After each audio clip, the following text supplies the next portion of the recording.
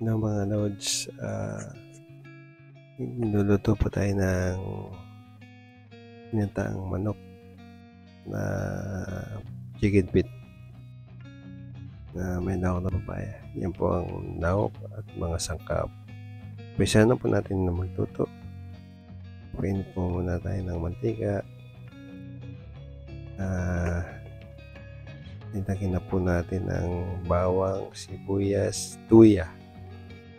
Isa-isahin po natin siya hanggang sa siya ay pumula. Yan. Sarap po siya ano po siya ng collagen. Yung collagen po sa katawan, maganda po yan. Yan.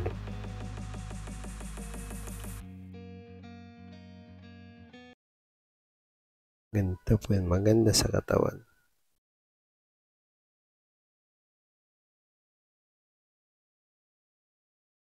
Mag-isa-isahin lang po natin sa pumula. Gusto po yan ng biyanan ko. Yan. Yung proseso na po ang pagluluto nito.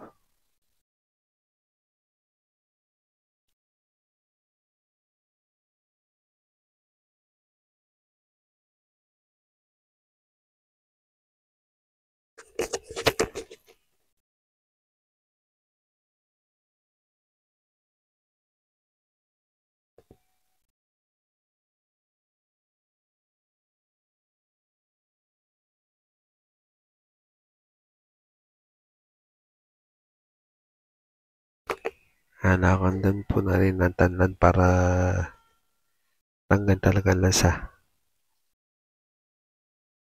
Yan.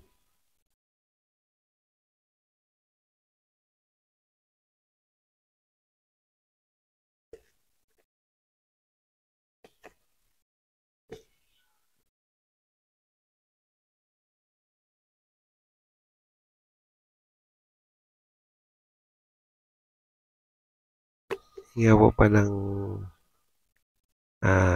paa ng manok ay pinakuluan ko na yan. Tinanggal ko na po yung mga sebo. Yan. Pagkatapos po niyan, ilagay na po natin, kasama natin siya sa pag-isa. Yan. Lagyan na po natin ng asin.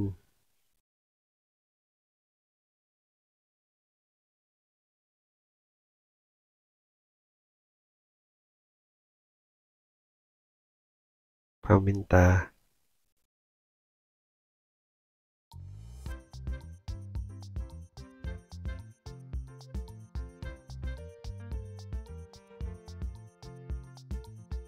Yan, nilagyan din po natin ng oyster para malasa. Yan.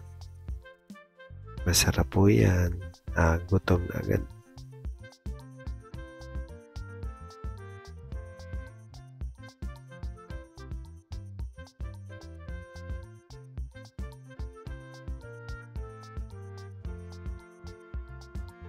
Yung pala yung asin.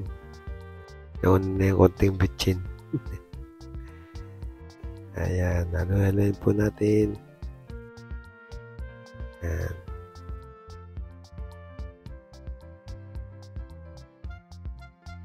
Tapos po niyan ay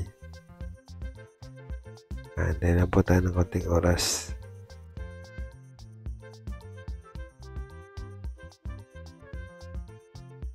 Lagyan na po natin yung pangalawang gata. Patambutin po natin siya doon sa pangalawang gata.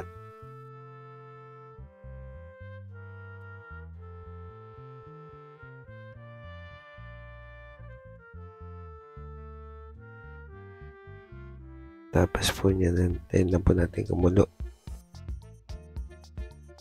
Takpan po natin para dali siya lumambot.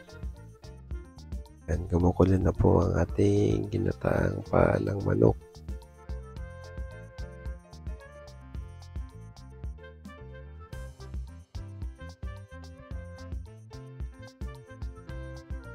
Tapos po niyan, ilagay na natin si papaya. Pag medyo umati-kati na yung sabaw, lagyan na natin si papaya.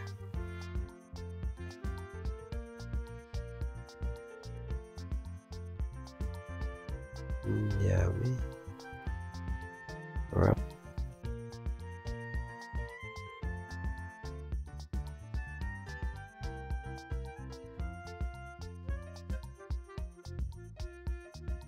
Tibag na naman ang kanin dito pag ganitong ulam.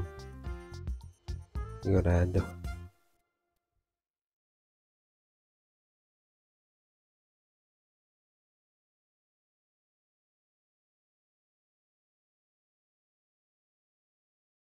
Ilubog po natin yung papaya nga pa doon sa gata para madali siya lumambot.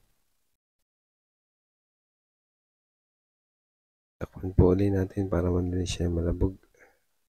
Yan. Hintayin lang po tayo ng kating oras para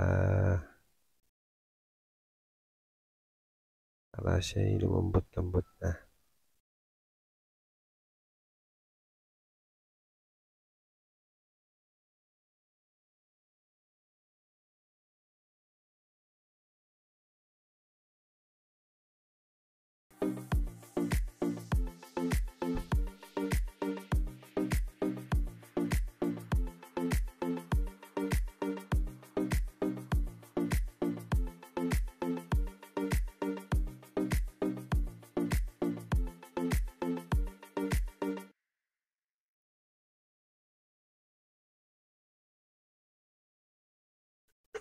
Tapos po yan, pag medyo siya ay malambot na,